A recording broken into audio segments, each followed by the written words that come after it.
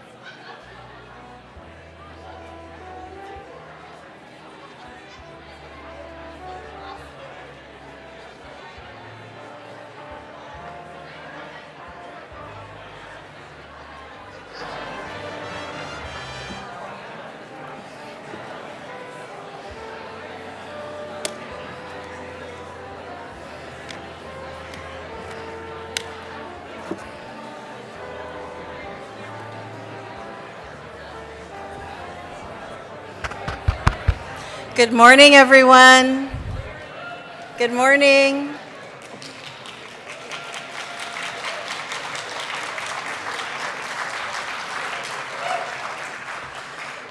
Welcome to Spring Convocation. My name is Dr. Cynthia Olivo, and I am your new president.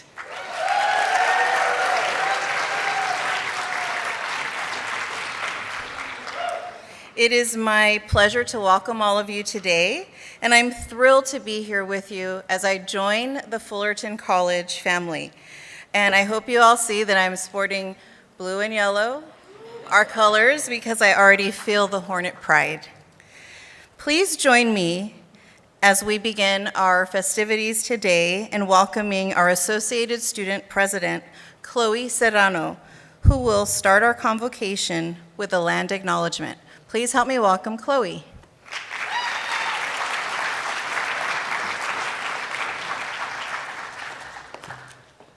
Thank you, Dr. Olivo. On behalf of Fullerton College students, welcome to Fullerton College. It is with deep honor and respect to begin the 2023 Spring Convocation by reading this land acknowledgement and ancestor libation, prepared by members of our Ethnic Studies Department. Fullerton College is located on the unceded ancestral lands shared by Gabrielino Tongva Nation and Juaneño Band of Mission Indians, Ahachiman Nation, who have been the traditional caretakers since time immemorial. Tongva and Ahachiman peoples maintain a strong presence in North Orange County and throughout Southern California, protecting their homelands, knowledge systems, and cultures for the next 7 generations. We acknowledge the ingenuity, survival, resilience, and strength of their descendants, relatives, past, present, and emerging. We also acknowledge the labor of those who work on and care for these lands, both in past and today, and all those who act in solidarity with Indigenous struggles.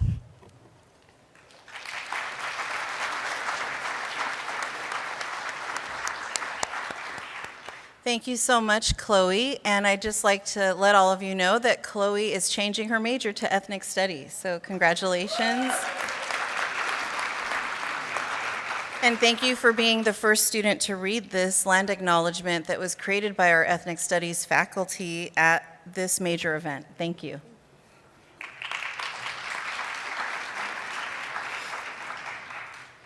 I look forward to getting to know Chloe and our other associated student leaders more in the coming weeks, and I will be listening and learning a lot from all of you on what is on the hearts and minds of our students, because you are the reasons we are here. Now, we have a special performance that builds upon the theme today of flourishing together. I have invited Bradley Johnson, a former Fullerton College employee, to sing the song, Lift Every Voice and Sing. She's a friend of mine, and I'd like you to give her a warm welcome. Thank you.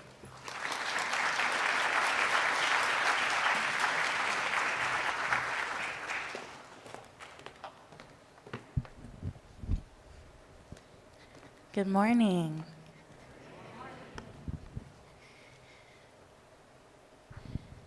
Lift every voice and sing till earth and heaven ring, ring with the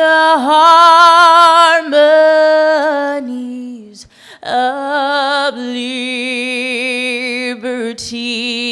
Let our rejoicing rise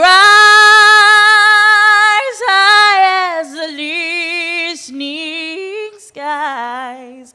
Let it resound loud as the rolling sea. Sing a song full of the faith that the dark past has taught us. Sing a song full of the hope that the present has brought us. Facing the rising sun of our new day begun. Let us march on to victory is won.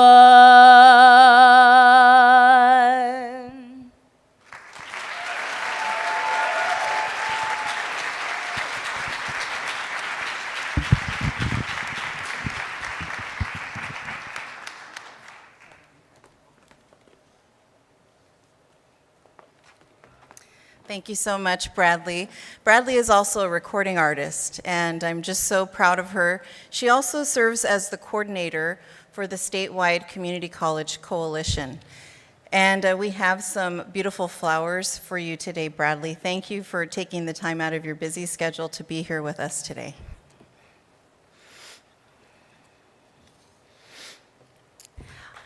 Thank you.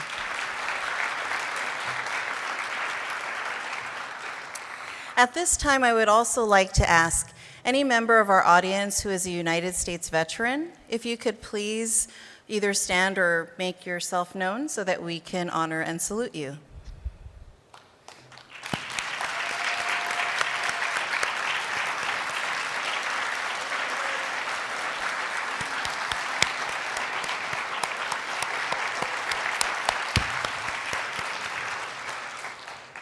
My first 2 weeks at Fullerton College have been so encouraging, and you all are so welcoming. I am so thrilled to join our community. Equity has served as a cornerstone to my career, and it's an honor to join you in these efforts and in our shared commitment to student success. I would like to start by acknowledging and thanking a few North Orange County Community College District leaders and special guests who have joined us today. Trustee Stephen Blount.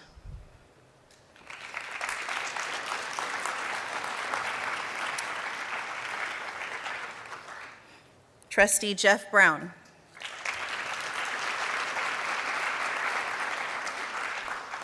Student Trustee Paloma Foster.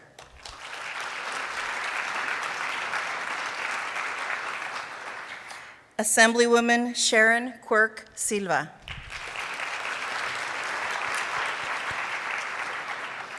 Dr. Jose Ramon Nunez, Vice President of Instruction. And Vice Chancellor of Educational Services and Technology, Cherry Lee Bugg.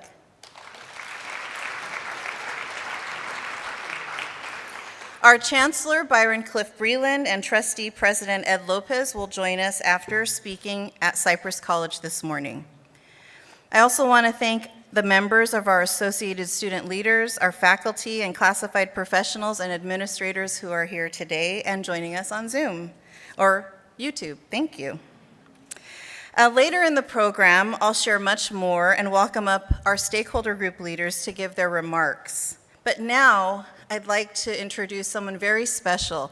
I love looking at our colleges through the eyes of our students and our former students.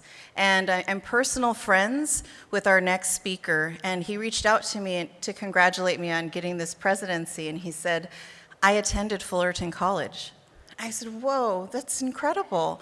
And he just has such amazing memories of being here. He has an event to get to in LA with Edward James Olmos, so I invited him to speak early in the program so that he can make it through the LA traffic. I introduce to you Raphael Agustin, who was a writer on the award-winning CW show Jane the Virgin. In addition to his TV work, he serves as the CEO of the Latino Film Institute, where he oversees the Youth Cinema Project, the Los Angeles Latino International Film Festival, also known as LALIF, and Latinx in Animation.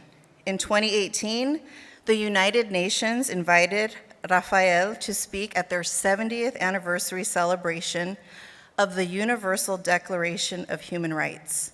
In 2021, Raphael was appointed to the National Film Preservation Board at the Library of Congress. And last year, the LA Times declared Raphael a power player in their inaugural LA Vanguardia class. Please join me in welcoming Raphael Agustin.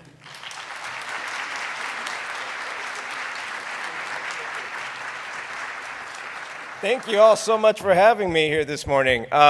as I was driving in, you're not going to believe this, I didn't know we were meeting at the theater, and I just realized that I performed at this theater 20 years ago. Please do not do the math in your head about that, because I was like 11 years old when I came to Fullerton College. In these past several years, I've had the great pleasure of becoming friends with President Olivo, and when I told her that I had previously attended Fullerton College, she said I absolutely had to come down and meet you all. When I attended Fullerton College, I was an undocumented student, and today I sit on the National Film Preservation Board at the Library of Congress. It's been quite a crazy journey. And I want to share some of that journey with you today, but first, let me tell you about this book that I wrote. It's called Illegally Yours. My publisher would love for you to buy a copy, but if you steal it from your local bookstore, it could be illegally yours. Growing up, I didn't see myself represented in film and TV and journalism and book publishing, but what I learned here at community college and in my work in Hollywood later in life is that I can write myself into existence. So Illegally Yours was my way of writing undocumented Americans into existence. Not the kind that we see on our nightly news, jumping fences and invading our nation. I simply wanted to tell the story of my mom and dad, two people who loved this country so much that they sacrificed everything for it. Two doctors who went from working in the ER in Ecuador to working at a car wash in California. And two immigrants who learned the hard way that the American dream is not for you, but for your children. My mom always told me everything growing up. She's a bit of an oversharer. Chisme and Vicks Vapor Rub were her life. So you have to understand how much of a shock it was for me when in high school, I discovered that I was undocumented. I didn't know. When I asked my mom why she didn't tell me this very important piece of information, what she said changed my life forever. She said, your dad and I didn't want you to grow up feeling different because dreams should not have borders. I stole that line, I put it in the book, and I refuse to give her royalties for it. I'm going to read a quick chapter of the book for you here right now. It's called The Big News. Let me set the scene. It's the late 90s. The Backstreet Boys are on top of the world. I had just turned 16. All of my friends started to drive, so I wanted to drive too. So I went to the DMV without telling my parents, got my DMV paperwork, I came home, and this is how it went down.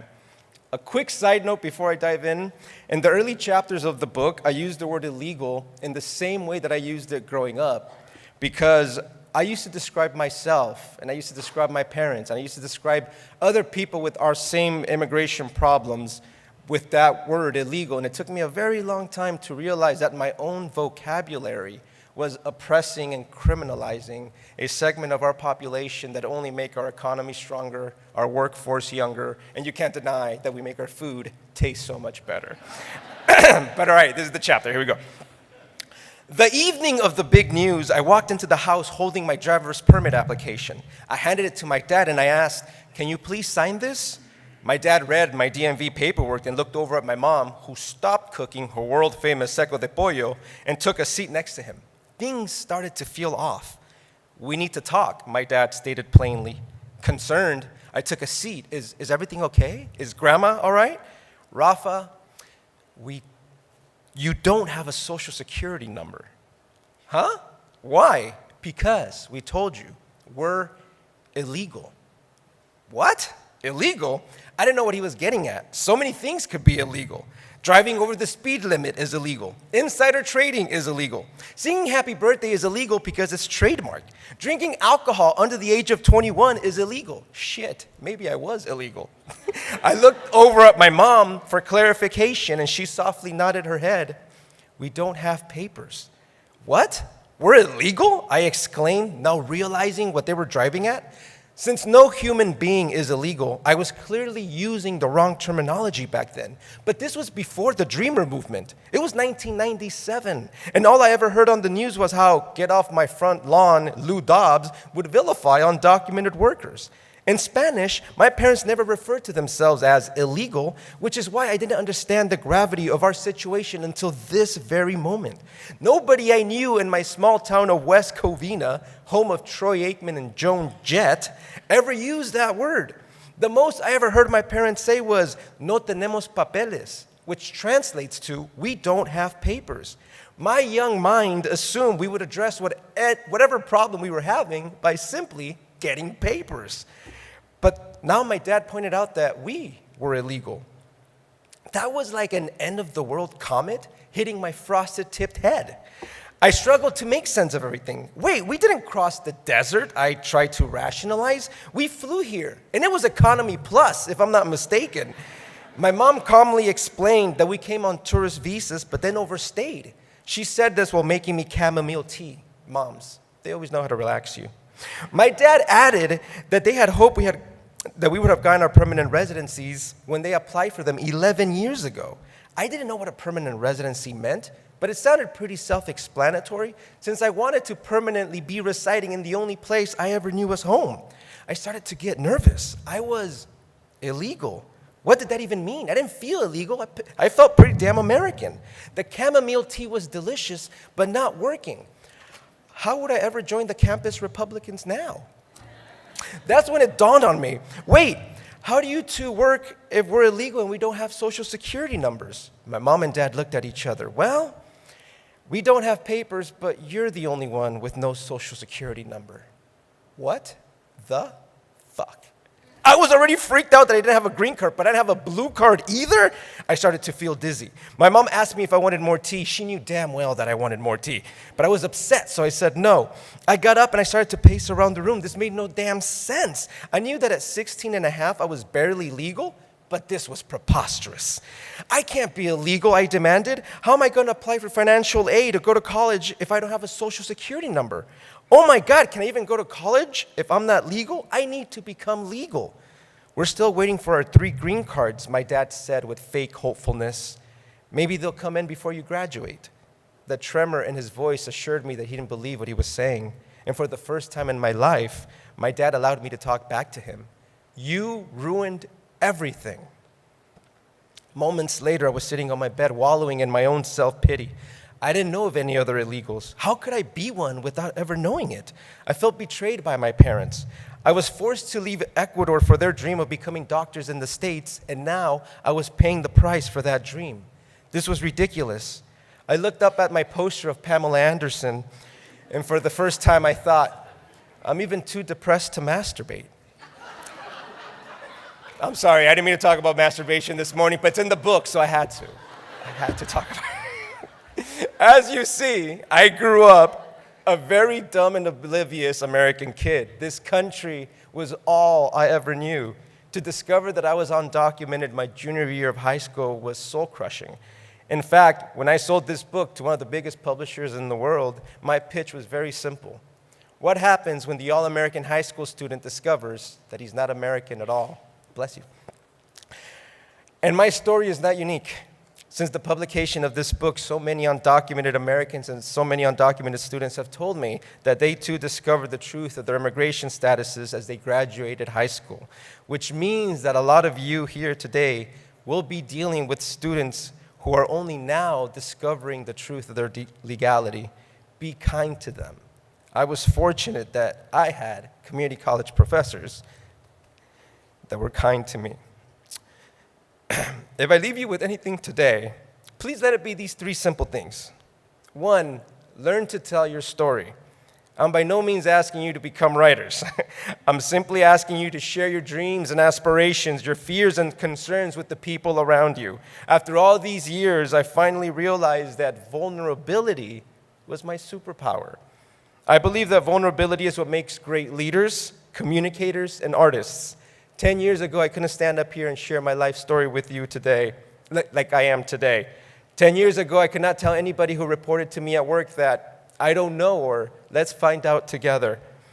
Being brave enough to be vulnerable with others taught me how to be a better writer, but more importantly, that it allowed others to come into my life and support me along the way.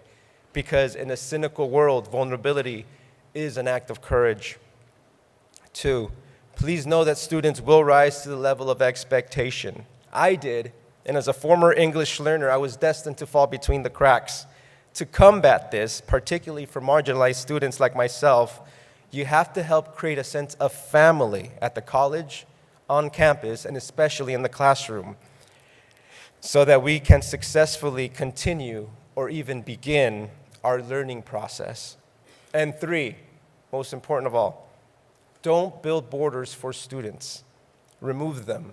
No is usually a lot easier to say than yes. Be a yes person. Give every yes you can to a student who might be living in a world of no. Because as my mom once said, dreams should not have borders. Thank you.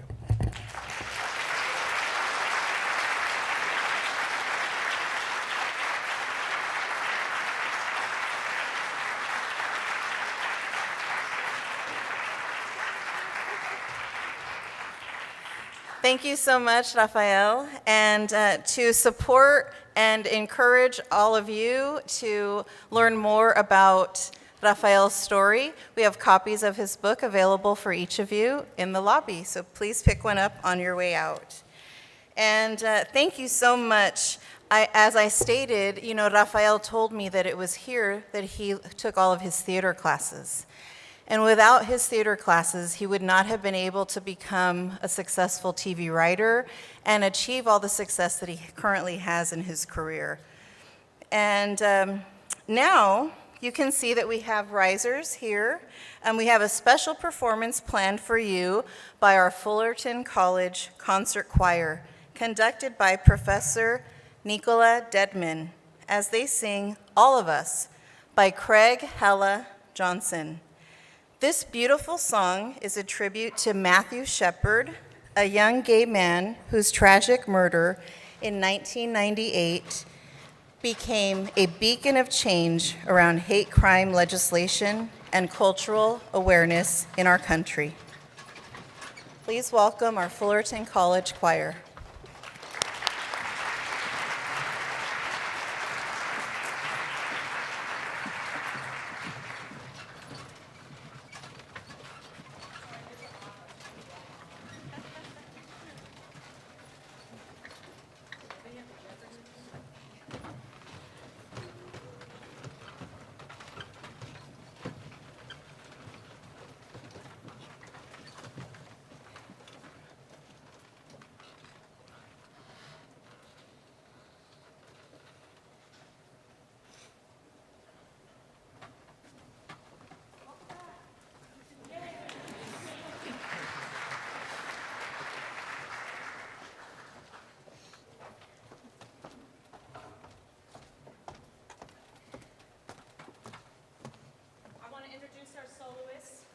Martinez, Hannah Trujillo, and Milena Wise.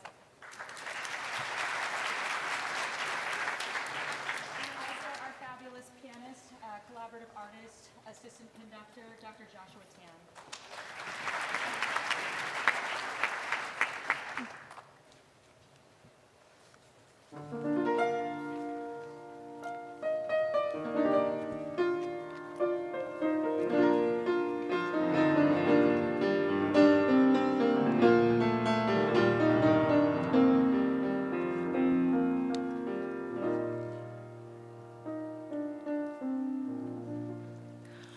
What could be the song? We'll begin again. Who could meet us there?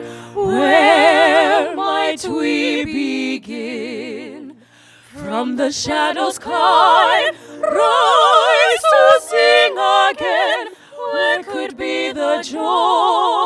How do we begin? Never our despair, never the least of us, never turn away, never hide your face. Ordinary boy, only all of us, free us from our fear, only all of us.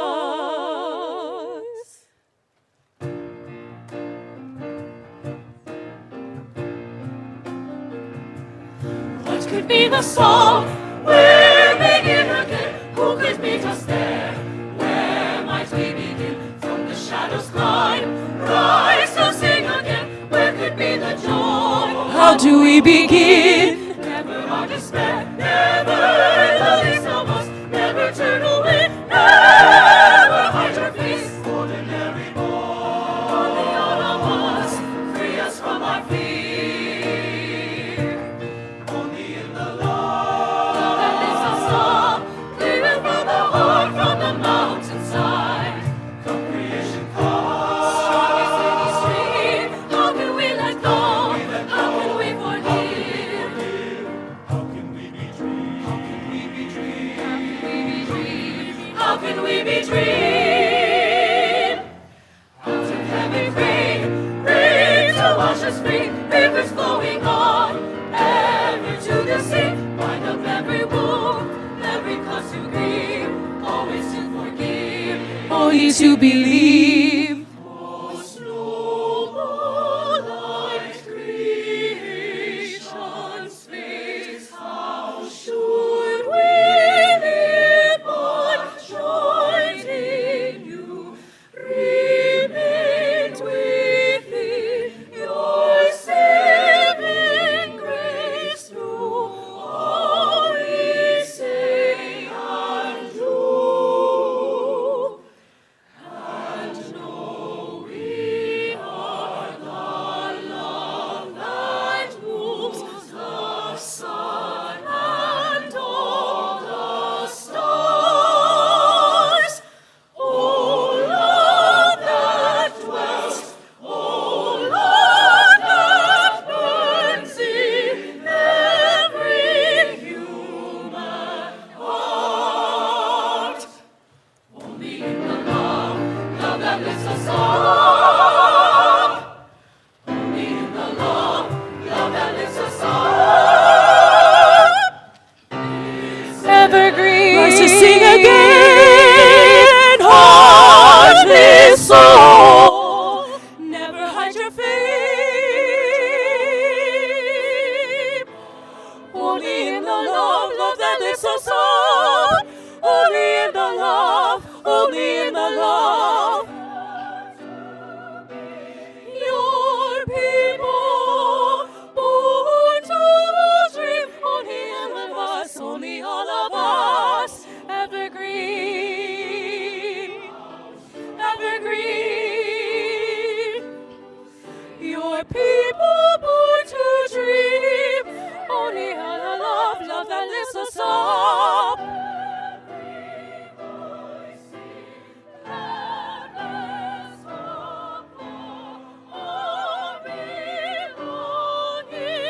All of us, all of us, all of us.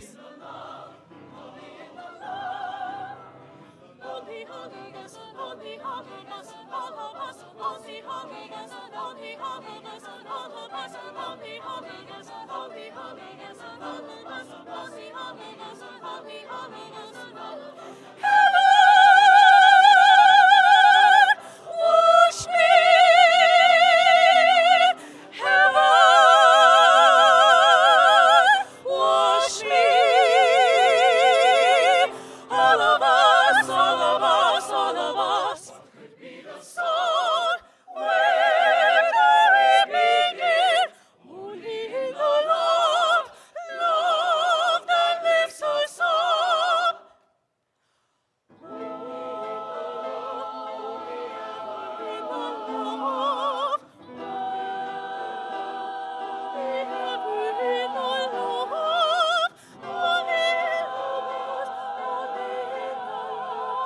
Only in the love, love that lifts us up.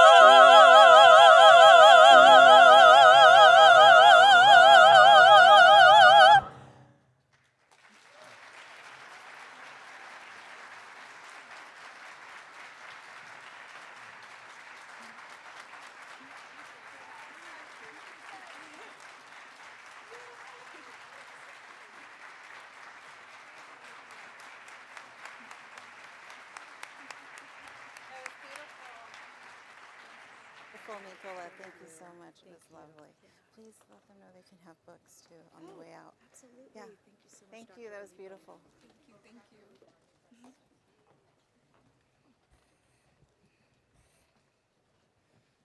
Thank you so much to our concert choir and Professor Dedman for filling in as interim dean of fine arts. Please help me give her a round of applause.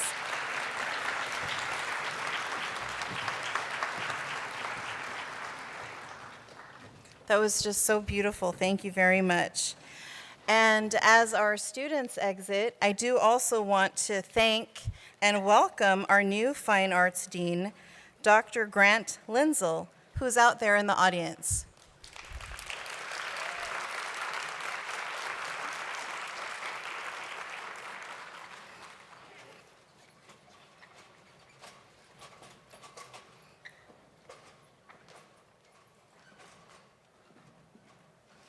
That was awesome. I feel energized this morning. How about all of you? Yes?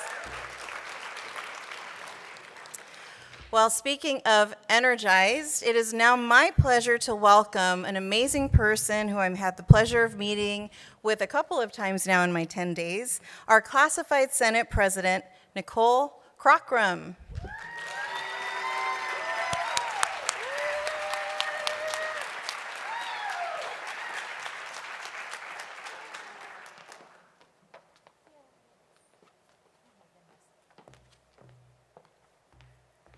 All right, let's make sure we got this little thing going. Yeah, there we go. How are y'all doing today?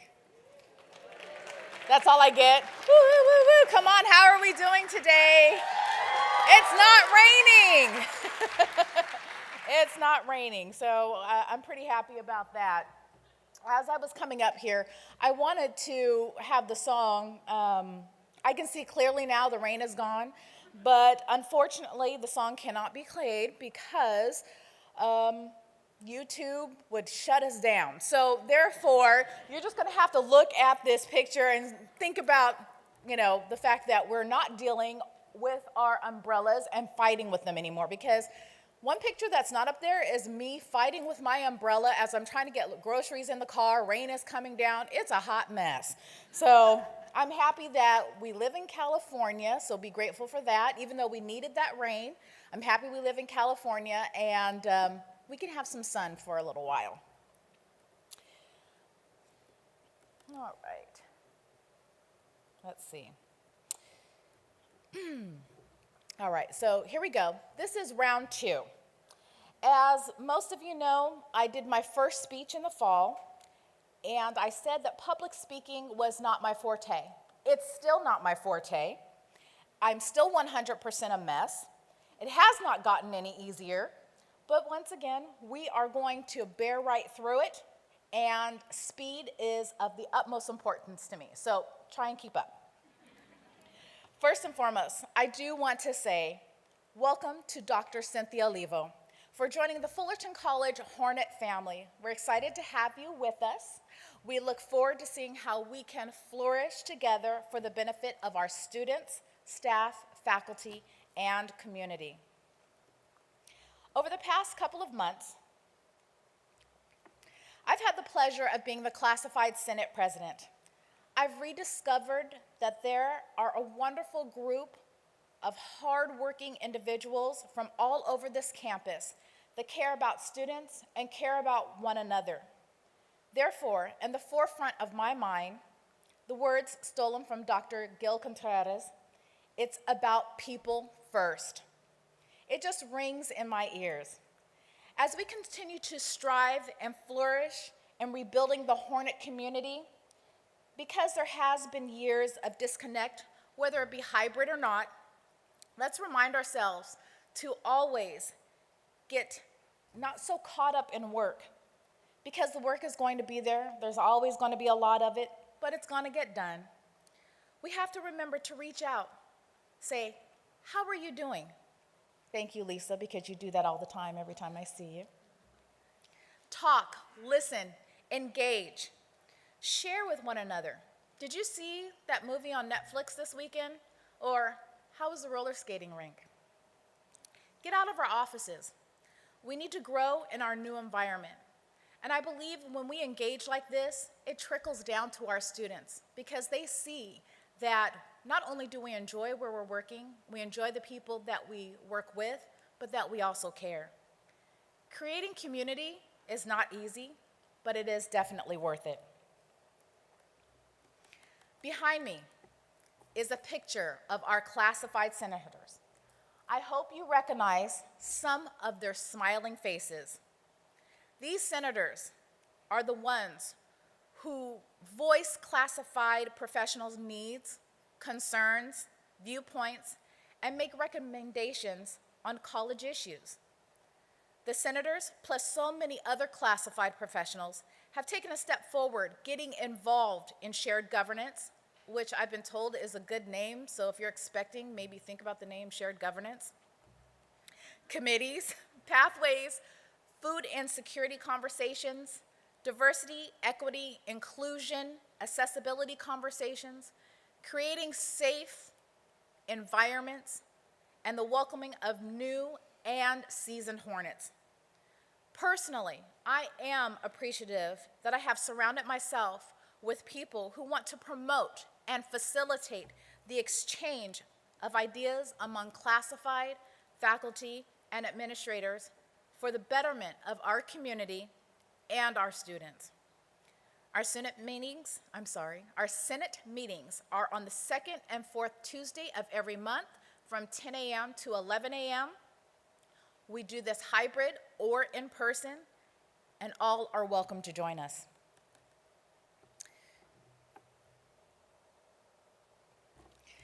As you see, there's a few seated areas that are up here where you can see where classified are involved. Unfortunately, I was not unable to squeeze in every committee, but we are widespread, and yet there are still places where we need some planting. Therefore, if you're interested in letting your voice be heard, please reach out to one of the senators that was on the previous slide so we can connect you with the right people. Additionally, one of our highlights and one of the things that we do take pride in is honoring some of our classified professionals with a recognition award and a goodie bag. For fall 2022, the AM professional was Edward Kim, and for the PM professional was Carl Peters. Let's give them a round of applause for their work and commitment to making a better environment.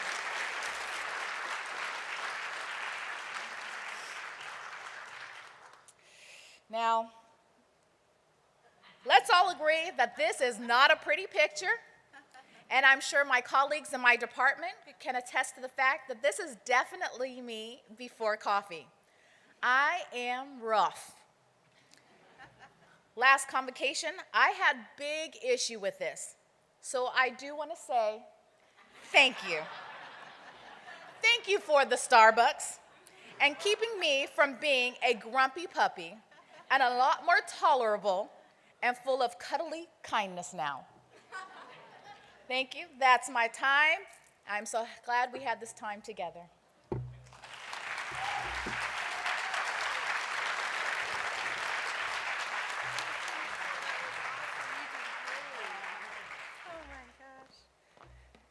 Nicole did a great job with public speaking, right? Let's give her another round of applause.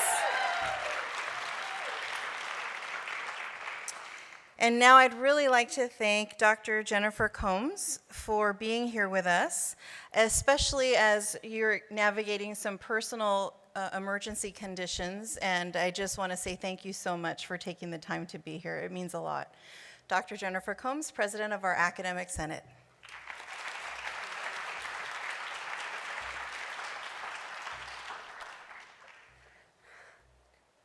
Good morning. Welcome back. It's energizing to be here, gathering to begin a new semester together, and really exciting to be welcoming Dr. Cynthia Levo as our new college president. Thank you, and we're so glad to have you here in our Hornet family. Back in August, we talked about coming back to campus, and we recognized the need to focus our work on re-engaging our students. Throughout the fall semester, we began to reconnect with each other. Yet connecting continues to be a challenge. The last 3 years have fundamentally changed us, our students, and the work that we do. Teaching and learning have changed and must continue to evolve for us to meet the needs of our students. In preparing to speak today on the theme of flourishing together, I asked our very clever and engaged Senate exec team for ideas. Bridget Komanek, Senate Treasurer, English professor, and gifted writer, shared these thoughts. When I think of something that is flourishing, I think of something that is alive. It has survived, as we have, though many of us have experienced tremendous loss in the last 3 years. Flourishing means not just alive, but growing, blooming, fulfilling one's potential. What does it mean to flourish in an ongoing pandemic? To grow when you've been tired, sick, scared, frustrated, lonely. Surviving, let alone flourishing in these conditions, requires courage and community. And here we are. We continue to show up. In fact, have gotten creative in the ways we come together in a community. Sometimes in person, sometimes in masks, always in masks for me, sometimes through screens, and still, here we are. This semester, we come together for the same goal, to support our students. We show up in classrooms and on Canvas, in committees, in person, Zoom, hybrid, and in conference rooms. We walk our beautiful campus, cared for by professionals that have maintained it even when many of us were home, working in pajamas. Bridget's words got me really thinking. Being at home in pajamas is comfortable, but it's not energizing. It's not inspiring, and we need inspiration to be our best selves and energy to do our best work.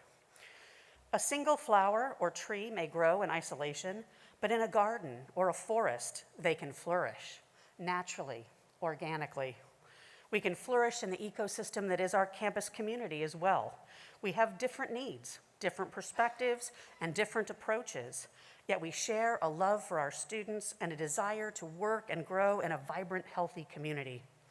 We can do that by listening to, believing in, and supporting each other. Answering questions, asking questions, instead of making assumptions. Problem solving with creativity and kindness. As we come back for spring 2023, let's make our campus community a place where we can flourish together in our important work of providing students the best educational experience possible so that they, in turn, can grow and bloom and reach their potential.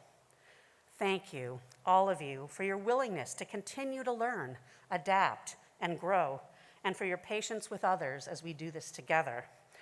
I am grateful and honored to work with all of you. Thank you.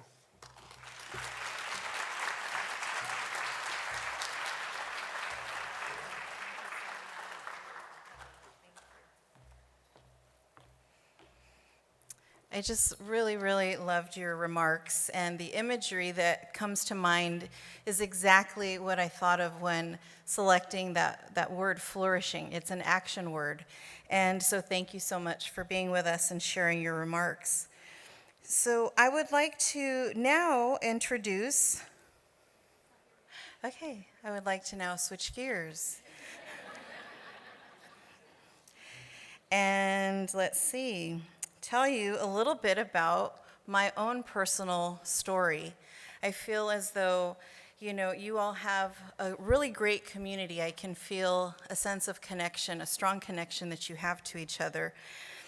And over the past 2 weeks, I would say this is day 10 for me, I have found that I'm just so proud of all of you, that there are a few things that I've noticed that are quite remarkable. And so being somebody who is new to this community, I wanted to point out that you have increased your student enrollment. And that's very, very hard to do. Yes.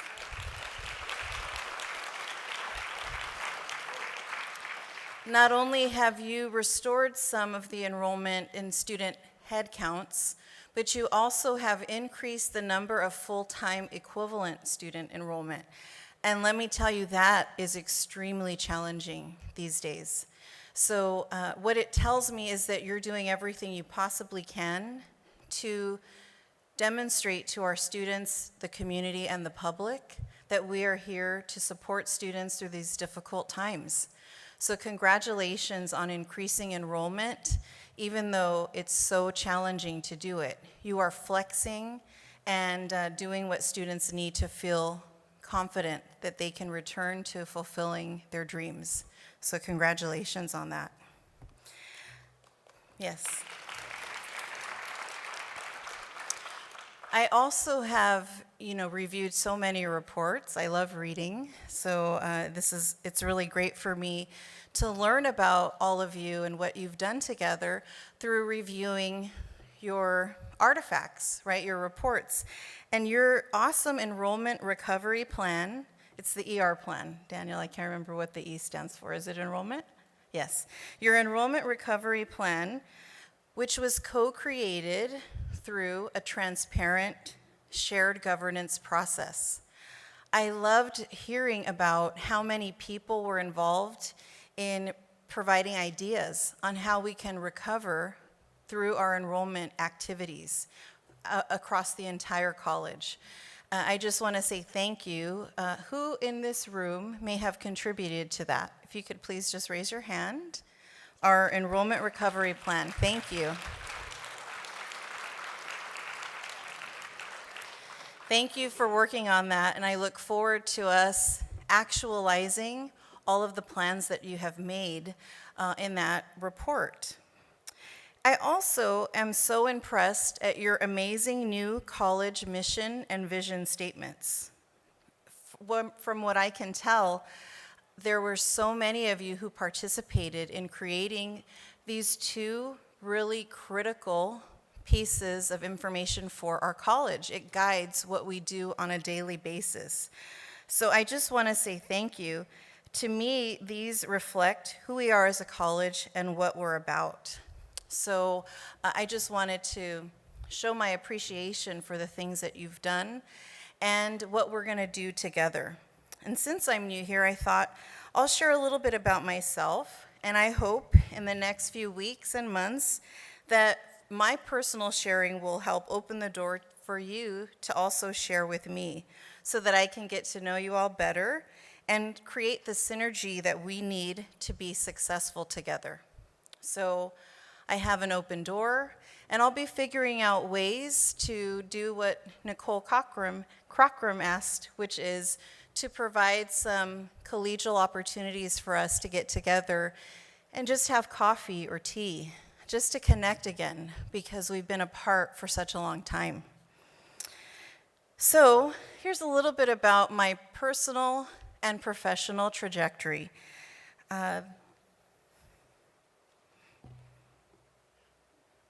Nicole is going to bring me the clicker. Thank you, Nicole.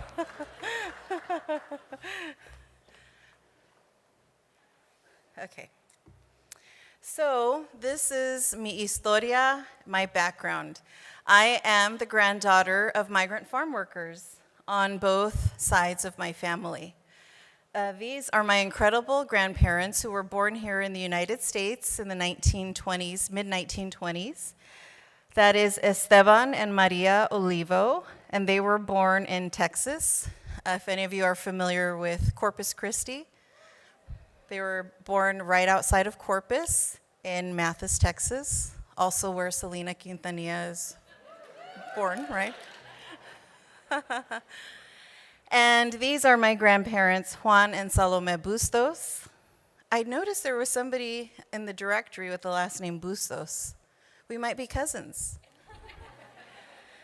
Juan and Salome Bustos, who helped raise myself and my sisters. And, I just love sharing about my grandparents because they were born in an era in this country. My grandparents on my maternal side, my grandma Salome was born in Wichita, Kansas, because my great-grandmother and her family, my great-grandmother Rebecca, they were helping to build the railroad. And so that took them to Kansas. And then my grandpa Juan was born in Dallas, Texas. So I have Texan roots. Okay, and so my grandparents to me are just so incredible because, as somebody who has studied ethnic studies, I am familiar with the kinds of politics and environment they were dealing with during this time. One example is my grandmother Salome. She attended a segregated Mexican school in Laverne, California. And at the time, these schools had the leftover textbooks, the dilapidated buildings, and the curriculum was designed to teach the children to, serve in capacities that were in service of others. And, that's just one of the stories of what I heard growing up. And to me, my grandparents persevered through so much, and they did it with love of family, and creating a tight-knit family. I always also say, these people created over 150 people, right? Amazing cousins that I have. My maternal side, I have 10 aunts and uncles, and over 100 cousins just there. And I'm close to all of them, by the way. I am also the daughter of an extraordinary single mom. This is us. My mother had just turned 17 here. And I think I'm a week old, and I love that I'm already smiling in this picture. I am a pretty positive person, and you will often find me with a smile. Even when I'm stressed out, I am gifted in having the ability to remain calm. And so that's us. And then I am the eldest of 4 sisters. And in my interview on this campus, I remember I jokingly said I was basically born a boss. I don't think my sisters are on YouTube watching this, but I would still say, I'm the boss. What I love about my mom is that when I was enrolled in high school, she went and enrolled at the local community college to get her GED and high school diploma. And then she met amazing counselors in the EOP&S program at Mount San Jacinto College. And her counselor, Miss Winnie, became a counselor for our entire family. She encouraged my mother to remain enrolled and get a CTE certificate in accounting, and then 2 associate degrees. From there, my mother became employed creating the accounting documents for the Dominagoni Dam right near Temecula, California. And Miss Winnie counseled my mom on what I needed to do in order to go directly to the university after I graduated high school. So I'll always be thankful to the EOP&S program. Is there anyone from EOP&S in the audience?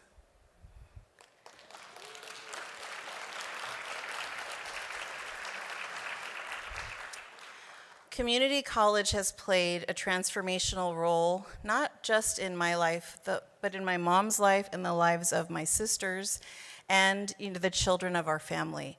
It completely changed the trajectory of our lives by providing us an opportunity to go to college, graduate, and have flourishing careers and really give back to society.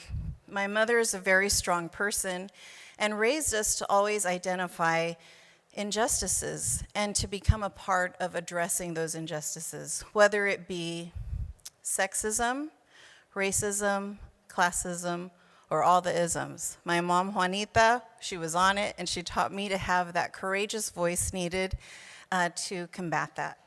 So that's a little bit about me and my family. Now, in terms of my own mentor, in my professional life, I was able to meet Mr. Sal Castro, who became a mentor of mine.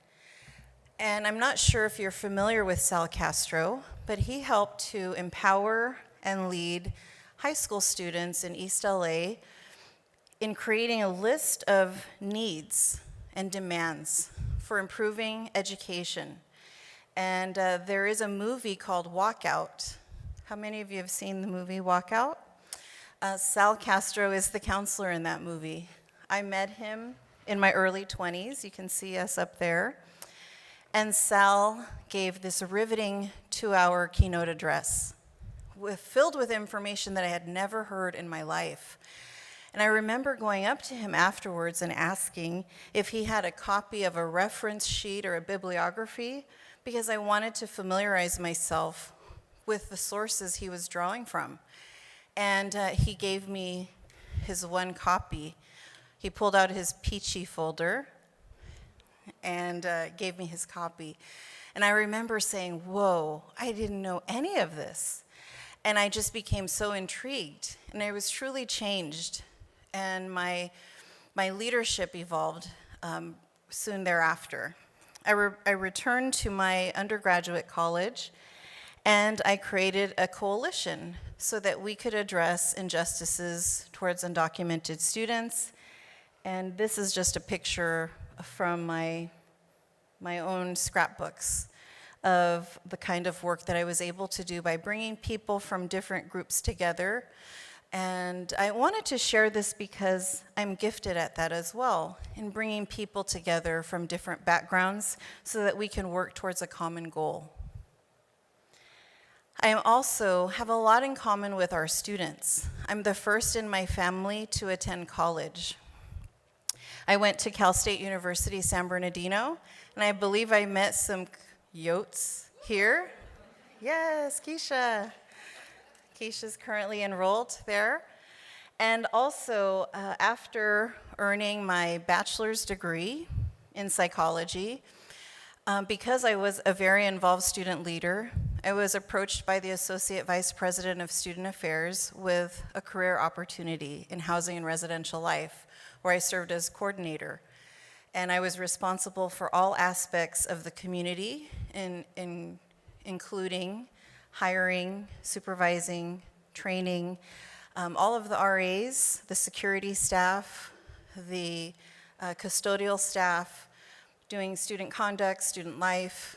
It was really, really amazing, an amazing experience that prepared me for a long career in higher education.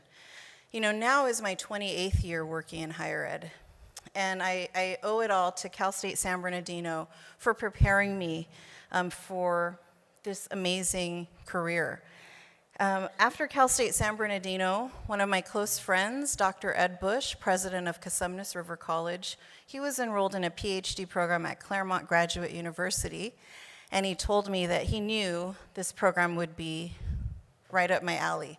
So I applied, did my best. I remember taking 7 of my friends with me because I thought, if we do it together, then maybe we'll really finish.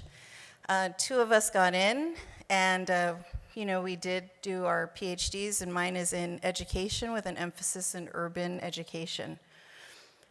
This is the work that I did prior to being at my previous institution, which you all know about, right? I was working at my previous college for around 15 years, and there I was Dean of Counseling, Associate Vice President of Student Affairs, and Assistant Superintendent Vice President of Student Services.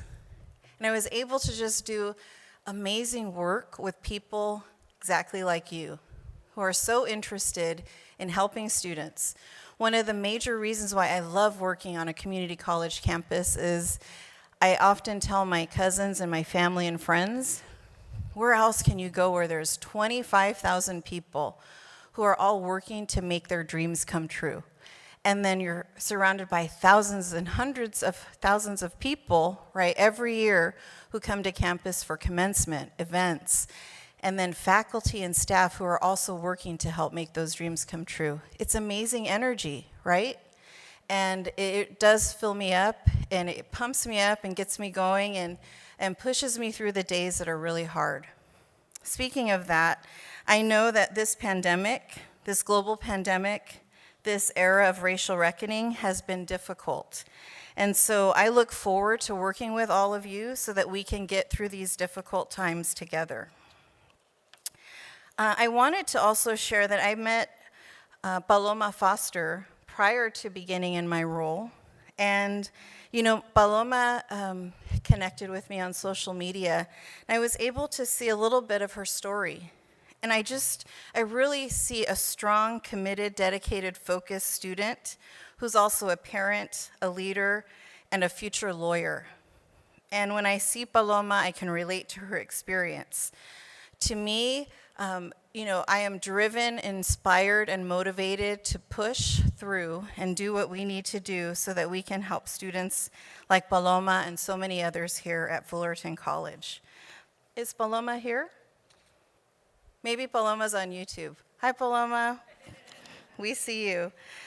I wanted to share that in addition to my service at my previous institution, I've also served on statewide boards, created new organizations in the spirit of bringing together folks to work on equity, to address institutional, statewide policy, and really make the changes that we need. I serve on 3 national boards, including Jobs for the Future, Policy and Leadership Trust, a group of 12 community college presidents from across the country who create policy advocacy at the federal level. I also serve on the National College Completion Network, and I do that with somebody who grew up here in Fullerton. His name is Dr. Tom Brock. He's from the Community College Research Center at Columbia University, and he was just so excited that I was hired here in his hometown. And during the pandemic, I also served as a consultant for the Los Rios Community College District for 2 years to help them address equity issues. I am so happy to bring all these experiences with me here to Fullerton College. You all already inspire me through the college pride you have for being a Hornet. And I was so motivated by your love for this college that I went and got some blue and gold clothes to put in my closet. I cannot wait to learn more about the college pride and love that you have. And I look forward to flourishing together.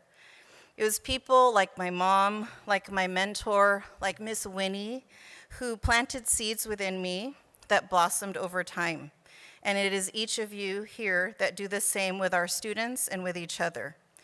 Spring is usually a time when our environment is nourished with rain, and the seeds that were planted come to bloom. At Fullerton College, I can see that you have sown great seeds as the oldest continuously operating community college in California. I can feel your college pride, and I feel invigorated from your enthusiasm for our college. I want you to know that I am our college advocate and will do my best to communicate our needs, obtain resources, and be a bridge for us to the external community. We are in an unprecedented time in our world with the global pandemic and racial reckoning. I would like for us to utilize this convocation as an opportunity to reset and commit to flourishing together. I know for me at times during the past several years, things got so difficult. There's a quote that I would constantly say in my mind that would help me. They tried to bury us. They didn't know we were seeds. No doubt this time has been challenging, but I'm so proud of all of you for getting through it together. As your new president, I'm asking that you help me figure out, where do you see extraordinary things happening on campus that we can learn from and expand? How can we rebuild our enrollment through a college-wide effort, embracing the current conditions we all face? What practices do we want to let go of as we move forward in this new time? Which areas of our college need attention? Let us commit to ensuring that we flourish together, that our community is thriving, and it is a place where justice prevails. With that being said, the upcoming month has some amazing opportunities to bring people together with a happy Lunar New Year, a happy Black History Month, and I want you to all know that as you leave this theater today, you can pick up a packet of poppy flower seeds and plant them as a symbol to mark our era of renewal and flourishing together. We also have books from Raphael Agustin, Illegally Yours, that you can take with you as well. And we've got success in our foundation, Hornets. Let's keep going. Thank you.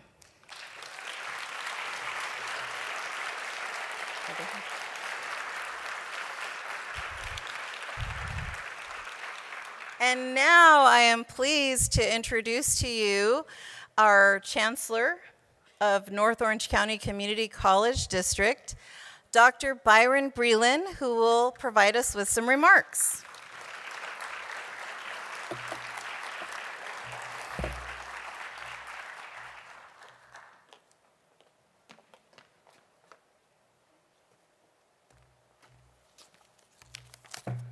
Thank you so much, Dr. Levo. First of all, welcome back, everybody. I know folks have been at it a little bit already this morning, and we were just over at Cypress College welcoming folks, and it is certainly my pleasure to be here at Fullerton College this morning to see you all. It always feels like we are continuing to sort of get back to being in person every step of the way. I think because we were shocked into sort of the Zoom format, and now it's just been great to see folks and kind of bring back the energy. And I also want to thank Dr. Levo for all of her work in the last 9 to 10 days, getting used to a place that is just very vibrant, energetic, and certainly student-focused. And you got a chance to hear a little bit more about who she is and what she's done. And I want to remind you, you're no longer interviewing. They are going to get to know you. You can see she's extremely personable. She wants to share who she is. So I invite all of you to really get to know this woman, this leader, and this champion, really, of equity and social justice in our system. And we're certainly glad to have you here with us, Dr. Levo. And certainly it is my pleasure also to bring greetings on behalf of our Board of Trustees. I know we've got a few folks here. I think they've been introduced already. Trustee Brown, I know Board President Lopez is here as well. And they're extremely excited to get the semester started.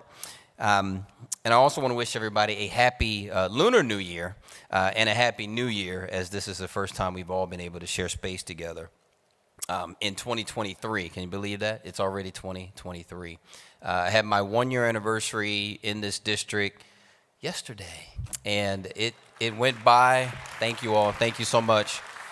It went by extremely fast, but it was certainly action-packed. There is a lot going on in this large and marvelous district, but it reminds me that being here is an opportunity, one for all of us, one in which we are here sharing space right now at this time. There will be others that will come in and take our positions and our jobs, and we need to do our best to prepare them for the world of the future, and that's our role. And one of the things I tell folks is that I'm going to continue to be a broken record about really who this district is and what this district can become. And one of those things I want to continue to talk about is our district being a destination. And I'll share some comments about that in a minute. But, you know, our mission statement tells the community to send us their young people, those that need job training and those that have a lot of promise and hope, using their tax dollars so that we can honor that mission statement to serve. And knowing the challenges that we face in preparing our students to really transform, we have to be intentional about it. But we also have to believe what is possible. In life, in work, and in play, we all want to do the best that we can to maximize the opportunities that we have. We need to focus on saying yes to students. And that means offering classes and support services when and how they want and need to take them. And that means nights, weekends, online, and on demand, and any other way possible that we can get education in our students' hands so that they're armed for that future. We need to expand dual enrollment efforts, as we all know. We need to do these things with a focus on integrating our commitment to DEIA. North Orange is continuing to become a destination district. We need to continue to be a part of the change that creates a world where students from all backgrounds can seize the economic and social benefits of higher education by empowering more students to obtain degrees and certificates and to increase their earning potential. Student success-centric decisions need to be made across the campuses and, of course, the district. And we need to have the courage, empathy, leadership, integrity, and really the overall guts to make a difference if we want to see a true transformational change. What do we want to be known for? What do we want students to experience here? What kind of workspace do we want to create for our staff? So how can we continue to offer a flexible work environment for all of our staff while we maintain our ability to go above and beyond in meeting the needs of our students? And I want to thank our board for their steadfast governance, leadership, and deep care for this district in support of those efforts. I see three primary conditions, as I mentioned earlier, that need to be in place to secure a reputation as a destination district. The first is that we want to be a place that students trust to provide transfer opportunities, industry-relevant job training, and the proper support to reach their dreams, which are manifested in their shared or expressed educational goals. Second, we want to be the district that people desire to work in because they feel respected and have the support needed to do their best at their jobs. To do this, we need to continue to not only recruit but also retain talented and productive employees to optimize our student success efforts, while focusing on our efforts to remain competitive with our salaries and benefits. And finally, we want to be the district that our K-12, college and university partners and industry partners want to collaborate with in order to build strong, innovative, and responsive student educational pathways that include job training and certifications to secure the workforce of tomorrow right here in Orange County. We want these three tenets to come together in a way that allows us to prioritize students, innovation, and make good on our commitment to the community, our mission, so that we remove barriers for students, ourselves, we need to start saying yes to our students, many of whom live in a world of no's. We have the opportunity for NOCCCD and Fullerton College to become a fixture in the provision of top quality higher education and job training, not just in California, but in the country. I firmly believe that we can do these things, and if we focus on them, it will result in awarding more degrees, lowering our students' time to degree, producing more transfers, and a reduction in the college completion equity gap. So, as we move forward, our efforts need to be also focused on the longer-term success of our students, faculty, and staff, as we need to continue to not only center our thinking, but to also elevate our thoughts and our consciousness on what is next, not just remaining fixated on the immediate needs of our students, which of course we need to continue to do, given their basic needs. But we need to expand our reach to include the vision and design for the long-term prospects of our students to live a purposeful and fulfilling life. I appreciate the investment that many of you have made in our shared future through the contribution of your time and wisdom.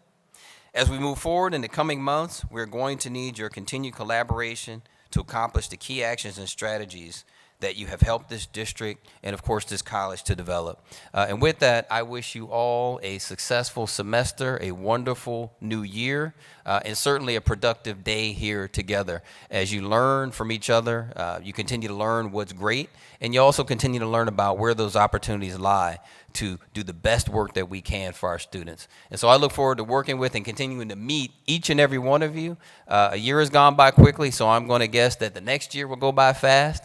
And we want to maximize our opportunities to collaborate and do great work, especially to build the future of this campus and to secure the destination district status of North Orange County Community College District. So thank you all so much for your kind ears and eyes, and I wish you the best.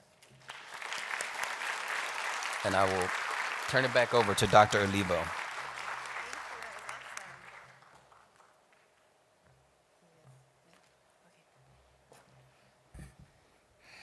Thank you. That was awesome, Chancellor Byron Breland, everyone.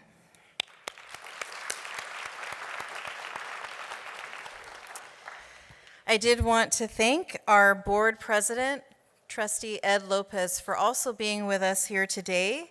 And I appreciate all of you for making the effort to drive across town and be at both colleges on this very important day. So thank you, President Trustee Ed Lopez.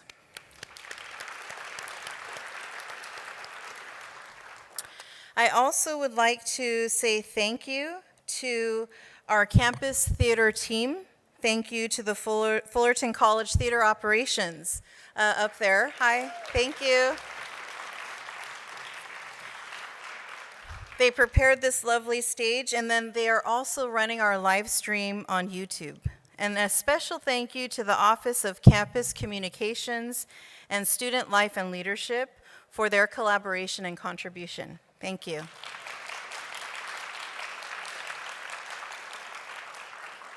Thanks to all of our speakers and our students who performed, Bradley Johnson, our alumni, Raphael Agustin, author of the book Illegally Yours, which can legally be yours in the lobby on your way out.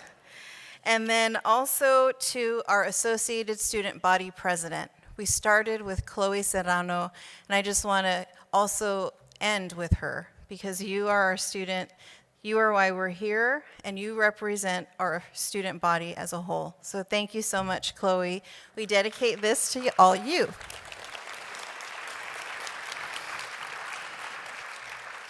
And so for today, we can see clearly the rain is gone, right? But this weekend, I think it's going to rain, so get your umbrellas. Be ready to just power through. And I am so excited for Monday when I get to meet all of our faculty, our students, and our staff on our first day of spring. Thank you, everyone. Have a wonderful day.